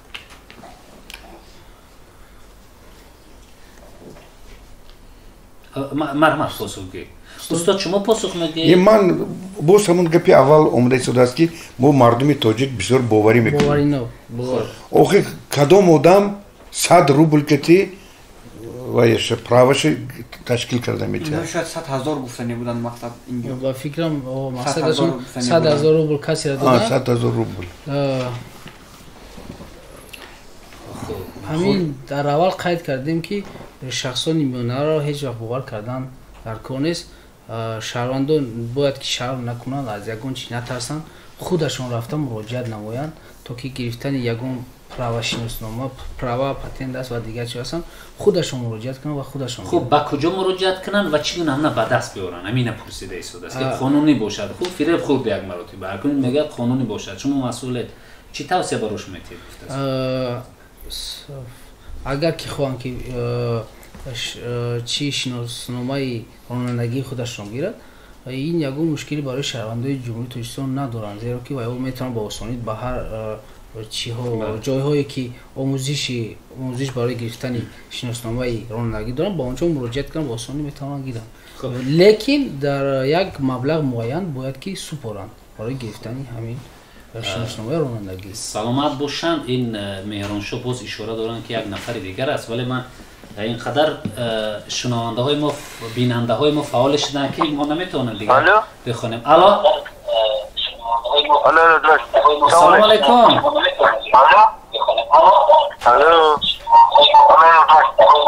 از کجا زنگ بزنه چی نام داره؟ خواهش میکنم که صدای اون نوار پس کنه تا اونه که ما را بشنوه. مرحمت از کجا زنگ بزنه چی نام داره؟ شهر مسکو. از شهر مسکو. چی سوال داره شما؟ همه یک جودم هم سال گذشته کار کردیم، آدم هم بچه ها بودن، همه وعده پول ایموز میتیم پگه میتیم، هر از پیشکر دادیم که گم شد. خب مشکلی علاج یافته رسید. چون که شاید گپ باش هم شاید من همه وقت سجدت کرده چه همه پول هم مش میشد، هم تیز میشد، گوشت رفت. برای چی پول داده؟ ما اشتراک کار کردیم، امروز پگه کرده همه وقت گرداندو فریب کرد. خب سلامت باشن. تشکر میکنم برای تماس گرفتن. اینا تمام دلیل ها را دارن. گفتم من نوار گرفتم میگن حالت حتی با زبان خط و این چیزو هست ولی نمیدید. آخر من همین چیکار کنم؟ با سود مراجعت کنم حتما جواب خودش رو میگه. سود مراجعت ولی یا شهروند یفته جوابش رو میده. در جایی که همین حالت صورت گرفته است با سود مراجعت کنه. همون ناحیه‌ای که همین حالت شده است با همون جا مراجعت نماین و جواب خودشون رو حتما میگیرن. خب تشکر میکنم. اینجا یک نفر دیگر نوشته است که شناسنامه روسیه داشته باشی و بلیت حربی نداشته باشه میبرند فکر میکنم به جنگ میبرند در نظر دارد یا چیزی دیگر جوابش معلوم است نه تا نداشته باشد اون مهارت جنگی را نداشته باشد به عملیات ها برده نمیشود حجت حربی نداشته باشد نمیبرد باید که حتما در کمیساریات حربی به قید گرفته باشه کسبی حربیش باید در اونجا نوشته شده باشه در اون وقت دعوت میکنن زنگ دیگر است مرحبا سلام علیکم نه من زرینا شبکرم بعدی توی من همراهی خودش برای چیه آورد ندارم شبکرم میگوید که من برای تو در اینجا در تبعود خانه خواباندن پول ندارم و تاجیکستان نزدیک مادرت رم ولی من میخواهم همراه شبکرم بمانم دانستن میخواهم که زنهای مهاجران و با تبعود خانه بسیار قبول میکنند یا نه و برای تبعود کردن در اینجا تصمیما چقدر مبلغ ثبت کرده میشود شهروندتون شهرتون شهروندی ندارنده شهرتون هم نه ندارم خودتون هم نداره نه تشکر سوال دیگر نیست نه اونها اومده هستند در بیمارخانه قبول کنن ولی مبلغ در کار من جوابش خواهم بیام در تجربه از تجربه میگویم که وقتی که شهروند جمهوری تاجیکستان میخواهد که فرزند خودش را در فدراسیون روسیه سر تولد کند در این حالت همه حجت هایی که از طرف فدراسیون روسیه پیشنهاد شدند مثلا گذاشتن دکتر سپردن خون و دیگر حجت هایی هستند که لازم هستند وقتی کارتچکا میگن کارتچکا اگر کشویند در این حالت با آسانی در همون پالیکلینیک همون بیمارخانه‌ای که نزدیک ناحیه‌ای که بود و باش دارن میتونن با اونجا مراجعت کنن و در همون تولدخانه با آسانی اینا رو قبول میکنن و فکر میکنم مبلغی صرف میشدگیش تقریبا یک 15,000 روبل صرف میشود. تشکر میکنم. اینجا یک نفر حاضر یک دقیقه میگوید که من وید دارم مرا میبرن خدمت. سوال خیلی عجیب. وید نجیت است. وید نجیت. این نوشته است و اون خاطر درست همین قدر نوشته است من همینش خواندم. این جواب فهموست نمیبرن. حتی همون شهروندای فدراسیون روسیه که تجربه حربی ندارن اونها رو نمیبرن. نه کمتر خدمت میبرن گفتاسیونه. نه. خدمت نه شهروند نه اولی باید. شهروند یک تاش گفته است که میبرن سه محترم میآموزن در این حالت چی؟ نه نمیبرن. اون شخصایی میبرن که خدمت حربی ختم کردن یگان کسب دارن تجربه دارن اونها رو دعوت میکنن. یک رقم دیگر است. خب مرحبا یک نفر دیگر است. الو سلام علیکم. علیکم السلام. از کجا زنگ میزنه؟ من از جماعت دعای درباد هدایت هستم. سابقه شناخته اینها در شهر کراسنای قرار دارند و چند سال در شهر کراسنای کار و فعالیت دارند. خواهش میکردم به این سوال جواب نداده متخصص شما که پروای دوشنبه است مقصد پروای تاجیکستان است. همین سراغش بود شدیم ماه آگوست با همین را در کجا در سفارت میشه و ایوان کرده تاجیکستان اصلا در سفارت تاجیکستان در مسئله میشه و ایوان کرده شناسنامه داخلی را شناسنامه رانندگی نه رانندگی رو تشکر میکنم. من بله شناسنامه رانندگی. خب شهادتنامه رانندگی از شما تشکر میکنم برای چنین برنامه‌ها. خواهش میکنم همین این گونه برنامه‌ها زیاد کرده شود به خاطر که مشکلات مردم به حد زیاد است. خب تشکر میکنم برای تماس گرفتن و ابراز اندیشه. اونا شهادتنامه رانندگی شما گفتن که مهلتش بود شده است اما اینا در روسیه اجازهش استاد. جوابش این که نه شهروندان جمهوری تاجیکستان تنها میتوانند که شناسنامه خارجیشون را از فدراسیون روسیه بگیرند اما شهادتنامه رانندگی را تا حال در فدراسیون روسیه این خدمت رسانی تشکیل کرده نشده است و اینا تنها میتوانند با جمهوری تاجیکستان اومده از اینجا شناسنامه رانندگی خود رو گیرند. خب تشکر میکنم. اینجا یک نفر گفته است من کالج تکنولوژی 3 سالی صنعت فارماسیوتی تاجیکستان رو تمام کردم میتونم کار کنم. چون که در بالا پاسخ گفتن تمام حجت‌های دانشگاه‌های ما اعتبار پیدا میکنه در کارخانه‌های روسیه میتونید که کار کنید و همین طور مشکل ایجاد نباید شود. خب اینجا یک نفر دیگر گفته است که سوالشان اینم وابسته به خدمت کردن است که من در بالا پاسخ داده شد. اینجا من شهروندی روسیه را دارم و بلیت حربی روسیسکی دارم، لیکن در خوب گفته است میتونم مرا میبرم بر روسیه. گفته است که من در شهروندی روسیه دارم و بلیت حربی روسیه هم دارد، مرا جنگ میبرند یا نمیبرند. گفته است خب سوال داده است. خدمت نکرده است. خدمت کرده است، دارم. روسیه به خدمت کرده؟ بله داشته است، خدمت کرده است. اوست که اگر اوید میبرم. خب اگر معلومات نامه از حربی خب برای شما دعوت نامه اومد حتما میبرم. خب اینجا یک سوال دیگر، این سوال ها دیگر ما بیاد به این سوال ها هم پاسخ بگیریم. گفته است که دخترم شهروندی روسیه است و 4 سال باز در آنجا همراه شوهرش استقامت میکند. آیا برای والدانی که فرزندانشان شهروندی روسیه هستند برای گرفتن شهروندی یگان امتیاز وجود دارد؟ گفته است امتیاز نه، حقوق دارند که با واسطه دخترشون شهروندی روسیه شوند.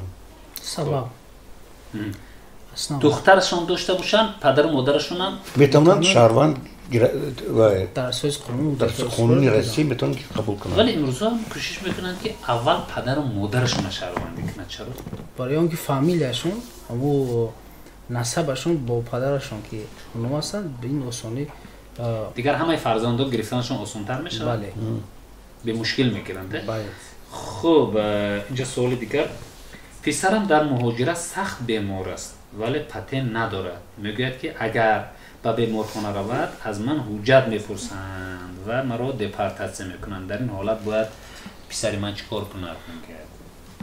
در این حالت شهروند مهاجر میتواند با بیمارخانه های شخصی فدراسیون روسیه مهاجرت نماید. بیمارخانه های شخصی؟ بله. این حجت ها در اونجا طلب کردن نخواهد شد. گفته است که سفر مهاجران تاجیک به کشورهای خارجه با کدام تاریخ صورت میگیرد؟ اکنون این بغیر از روسیه را در نظر دارد فکر میکنند. ما گفتیم که امکانیت در سالهای اخیر برای مهاجران امکانیتی وسیع پیدا شده است و پیدا می شود. آنها می توانند نه تنها به روسیه بلکه به دیگر شهرها نیز سفر کنند و کار کنند. خب یک سوال دیگر تا اونی که مهرانشون میگن من در سوالهای خودم رو بدهم و بعدا ایشون سوالهایی که طریق تلفن میشد اونا پیوست کنن. خب دیروز 21 سپتامبر فرمان پرزیدنت روسیه میگن صادر شد در باره سفربرکنی حربی. خب شهروندان تاجیکستان که شهروندی روسیه رو دارن آیا آنها هم جلب کرده میشن یا نمیشن؟ یعنی آنها اگر در روسیه خدمت حربی رو کرده باشند، خدمت کرده باشند و اون کسبایی که برای متخصصی که برای آرمی روسیه لازم باشه شاید دعوت کنند. برای اون که روزهای اخیر برای چی سوال‌ها بسیار شده ایستاده است، بسیار مردم ما تلوسه افتادن که ما رو دعوت میکنن. آخر 300,000 که باید آنها سفربر کنند، این 3% اهالی روسیه رو تشکیل میکند. 3% و حاضر روسیه انیق معلوم کرده است که مثلا از طرف روسیه مسکو، لنینگراد، سن پترزبورگ شهرهای بزرگ نیو از دیگر جایها دعوت کنند. از دیگر منطقه. برای همینم شخصی همشهرهای ما که در مسکو، سن پترزبورگ شاید دعوت نکنند. خب سلامت باشن. اینجا یک نفر هست در خط علاقه مرا. الو سلام علیکم. علیکم سلام. صدای خوبه؟ تشکر زیاد. از کجا زنگ میزنید دوست گرامی؟ ما از شهر روسیه زنگ میزنیم. خب از کشور روسیه زنگ بزنید و چه سوال است؟ سوال همین است که اگر ما این همکارم гражданство сполидагар ба ҳамин наздикӣ бит наҷи тӯлисташам мегирам. Ма метавонем ки айрӯи ҳамиё спорам. Акаш? ҳамсарашон, а? ҳамсаратон? Бале, бале. Ташаккур мекунам. ҳамсаратон рӯсзабон? Не, тоҷик? тоҷик аст ҳамсарашон, вале ҳамсарашон аввал супорида гуфтанд ки хати ЗАГС дорем? ақди никоҳ ҳаст бо ҳамсаратон? Лабай? ақди никоҳ доред бо ҳамсаратон? ЗАГС доред? Бале, бале, бале дорем ака. خب سلامت باشم تشکر میکنم فهمو شد سوال شما مرا پاسخ بگیر بعد یعنی که همسرشون شهروندی رو پورا میگیرن در اساس همون میتوانند با شهروندی شوهرشون اجرت‌هایشون رو سپارن بعد اون بعد اون که پورا شهروندی رو قبول میکنن ولی بعضا نفران کوشش میکنن که همسری روس بگیرن تا اونی که شهروندی گرفتن آسان‌تر میشود اگر همسر بگیرن که او توجیک است ولی شهروندی روسیه را دارد یعنی امکانیت ها برابر است بله یا خیلی است نه شهروندی روسیه داشته باشد با همون امتیازی که هست میتوند گیرد همین روس زبانایی که هستن اونو شهروندایی که روسیه که هستن برای شهروند بشن تیزتر میشه اولویت بیشتر با اونها بیشتر میشه خب تشکر میکنم و اینجا باید یک توجه کنم باز در اینجا اون سوال نشود که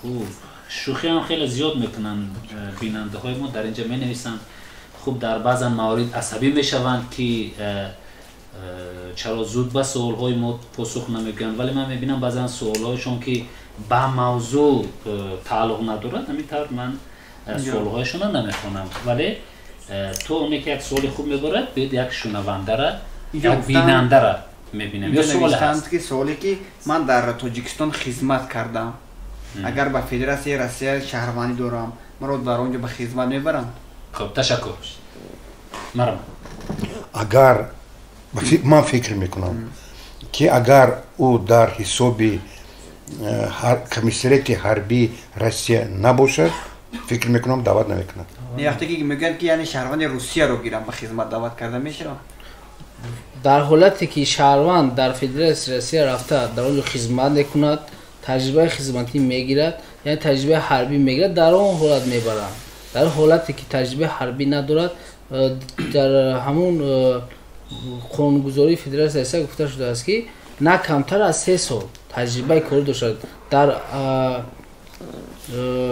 چی حربی که در گذشته بود و در اشتراک کردگی باشد تجربه خوب داشته باشد آنها رو میبرند نه تنها شهروندانی که تجربه حربی ندارند آنها رو نمیبرند خب تشکر میکنم حالا من ببینم که ما خیلی صحبتی طولانی کردیم صحبت مستقیم ما و این سوال هایی که عین حال داره خیلی زیاد است هرچند بعضا سوال ها تکرار است که ما در اول دادیم هرچند بعضا سوال هایی که زنگ زده ایستاده این هم تکرار شده ایستاده است در بعضا مورد ها ولی من میخوام که در اینجا با برنامه نکته گذاریم به خاطر اونه که وقت هم خیلی زیاد شده است و گذشته از این ما سوال های شما رو نوشته میکنیم بیننده های گرامی و در برنامه دیگر ما 2 برنامه مستقیم دیگر داریم در آینده و برنامه های دیگر داریم ما حتما این سوال های مهمش اگر تکرار نباشد می نویسیم میگیریم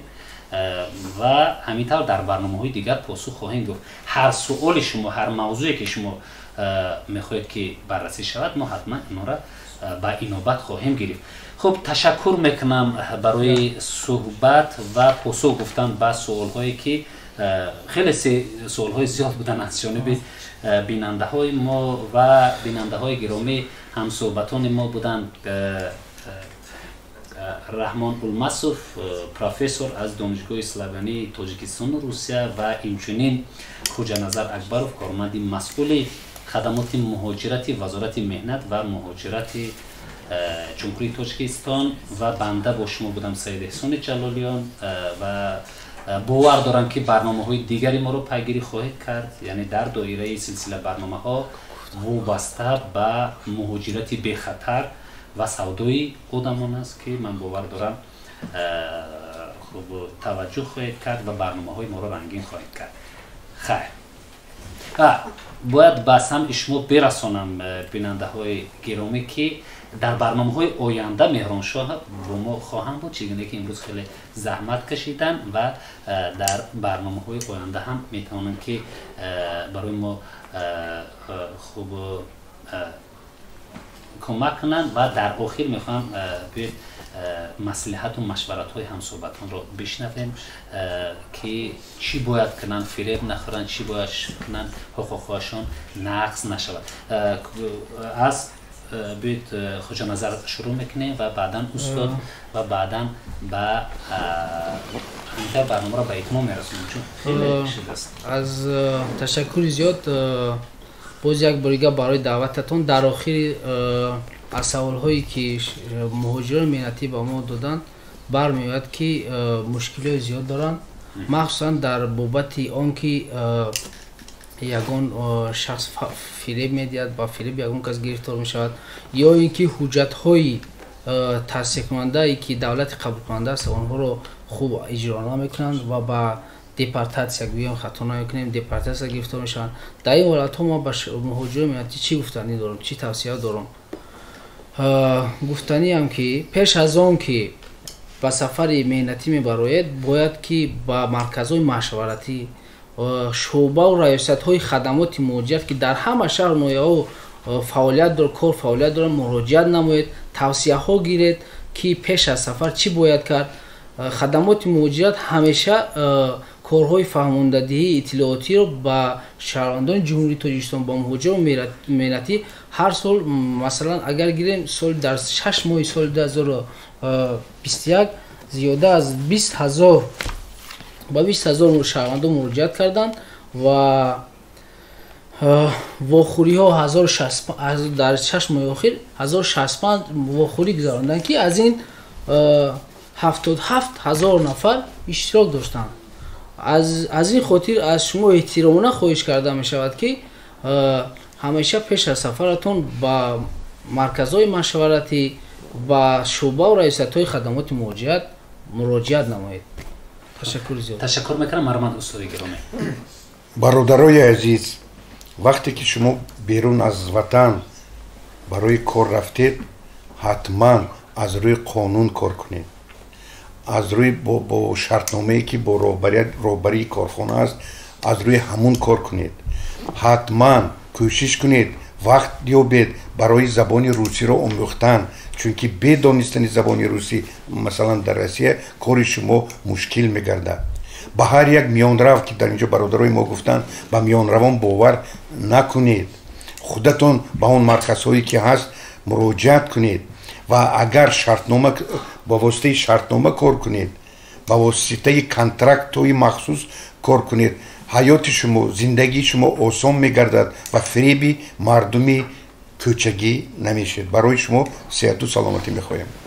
خب تشکر میکنم بار دیگر و چگونه که گفتم سوالهایتان خیلی زیاد و در بعضا موارد گفته شده که به سوالهای ما پاسخ نگفتم. من گفتم که وقتی ما هم خیلی زیاد سپری شد و من نمیتونم که در یک برنامه به این سوالهای خیلی به شمار شما پاسخ بگیم. حالا بینه با سه وسیله ما به همصحبتانمون سوالها رو شما را رساندیم. یکم با تلفن بود، دوم اونه که قبلا نوشتیم سوالهای شما را گرفتیم و سوم اونه که در زیر خب همین پخش مستقیم ما سوالهایتان رو میدهید. به این خاطر میمونه در اینجا من چندین سوالها را خوب گفتن نتوانستم و اینچنین این حال زنگ زدن هم خیلی زیاد است، ولی مهران شاه را گفتیم که در همینجا شما نکته گذارید و اینچنین سوالهای شما را هم خیلی زیادش ما نخونده.